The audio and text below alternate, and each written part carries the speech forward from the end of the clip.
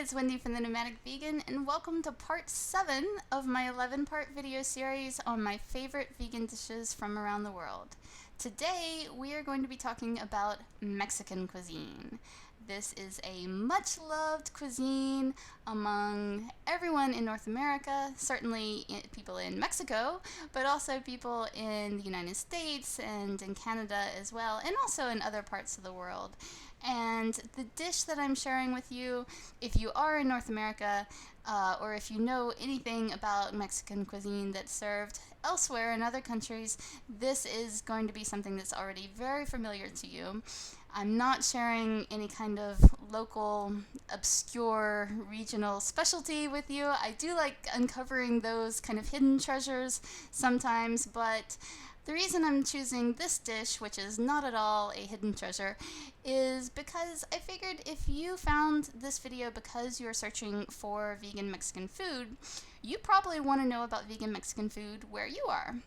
And there's a good chance that you're not in Mexico right now, that you're in the US or you're in Canada or some other part of the world where you want to go to a Mexican restaurant, and I can guarantee that on the menu at that Mexican restaurant you are going to find this dish. And that dish is the burrito. Right? So I told you it was not anything you haven't heard of before. You're probably familiar with burritos. If you're not, a burrito is a flour tortilla, a wheat flour tortilla that's stuffed with a whole bunch of things, and we'll talk in just a second about what those things might be. And then it's wrapped up into a kind of cylinder so that it's easy to take away. You can eat it wherever you are. It's super convenient, and particularly in the US, you can find it absolutely everywhere. Even in major fast food chains like Taco Bell, you can always get a burrito. Also, Chipotle is another chain. Not quite fast food, it's more of a fast casual, but that's another great place where you can get a burrito. This is a photo of a burrito that I just had here in Lisbon just a few days ago, and again, this is a chain. I believe it's a chain. It's called Guacamole, and it is in a shopping mall that I had to go to. You might know that I've just moved to Lisbon relatively recently, and I'm still doing a lot of interior decorating and buying furniture and this really annoying stuff that I don't like to do. And it means that I have to go to shopping malls, which are places where I normally don't hang out in very often. So when I do go to this shopping mall, I usually grab a burrito at this place called Guacamole. And so the one you see here is actually one that my husband Nick had. What I had was the burrito desnudo, which is in the plate in the background that you can see. So desnudo means naked. So it's a naked burrito in the sense that it doesn't have its tortilla on, it's just the insides, just the stuffing put in a bowl. And I was really excited to see that this latest time when we had this meal, they had added something new to the restaurant menu, and they had tofu as a possible stuffing for your burrito or for your taco or anything else that you ordered there, and it was labeled as vegan. So times are changing, which is pretty exciting. But even if they don't have tofu on the menu, which is not actually a Mexican food, a traditional Mexican ingredient, there are plenty of traditional Mexican ingredients that you can use as stuffings in your burrito, no matter where you are, whether you're in the US or in Mexico. So yeah, this is, like I said, maybe not the most traditional Mexican dish actually, because it's not nearly as common in Mexico as it is in the US or in other Mexican restaurants around the world. It does exist there, particularly in the north, right, in places near the US border, like Ciudad Juárez, which is a city that's near Texas. There, they are very famous for their burritos.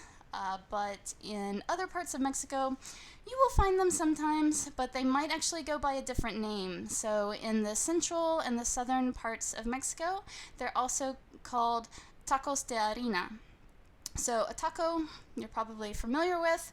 It's another very famous Mexican dish, and harina means wheat. So whereas traditional Mexican tacos are made with a corn tortilla, the burrito is made, like I mentioned, with a wheat tortilla, and so that's why they're sometimes referred to as wheat tacos.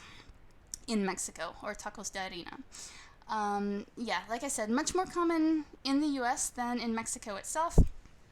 And another difference is that in the US, they will be stuffed to the brim, so there'll be usually a pretty large wheat tortilla that's used to create the the burrito, and it'll be stuffed with absolutely everything that you can fit in there. And in Mexico, it's a bit different, so it's probably going to be much smaller, a smaller tortilla, and it may have just one or two stuffings as an ingredient. But of course, you can buy multiple ones if you want to and have different kinds of burritos. So it will most likely be found as a street food, something that's sold at a street stall if you do find it in Mexico. And so what can you put in it? Well, if you're in Mexico, some typical stuffings would be beans. So that could be either whole black beans, or it could also be refried beans, right? Where they've been cooked and then they've been mashed up and cooked again, or fried, or refried beans is how they're referred to. One thing to watch out for that is that when they do cook them for the second time, they sometimes cook them in lard. Traditionally, that was one of the cooking fats that was used a lot in Mexico. Lard, if you don't know what it is, it's pig fat, so not vegan. So if you're concerned about that, then you might want to ask, if you're ordering in a restaurant, ask them, how do they cook the refried beans? Does it contain lard? If it does, then you can just get the whole black beans instead, and they'll just be boiled in water in a pot, and so you won't have to worry about lard being in there. So yeah, bean burrito is probably the most common type of vegan burrito, but there are other options too. You can have rice.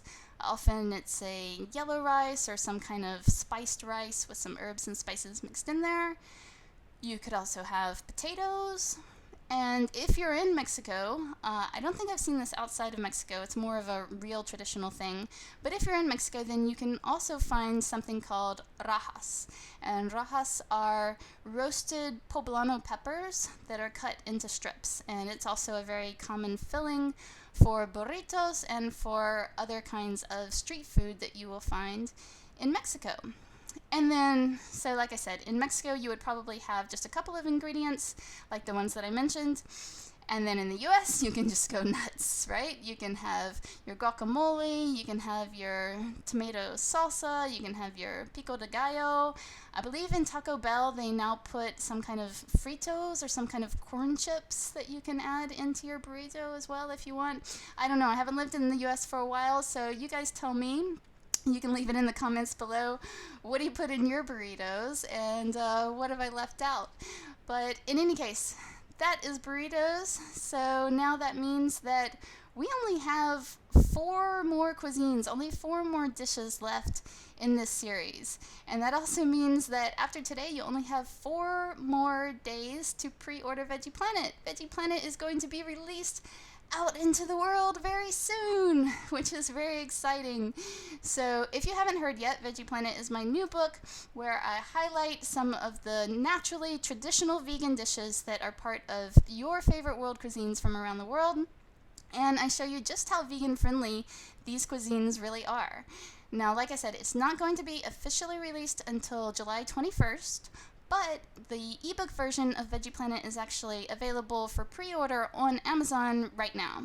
And if you pre-order before July 21st, then you'll get access to some exclusive bonuses that I'm giving away only to people who pre-order. So that includes recipes for some of the dishes that I describe in the book.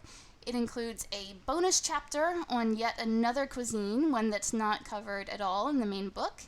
It includes a sneak peek chapter into Italy for Veggie Lovers, which is my next book.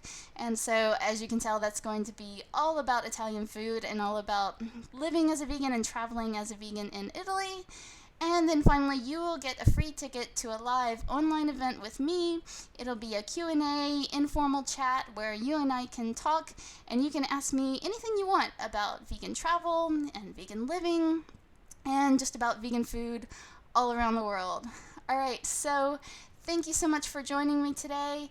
Leave a comment down below and let me know what fillings do you like in your burrito. And I will see you tomorrow in the next video. Bye!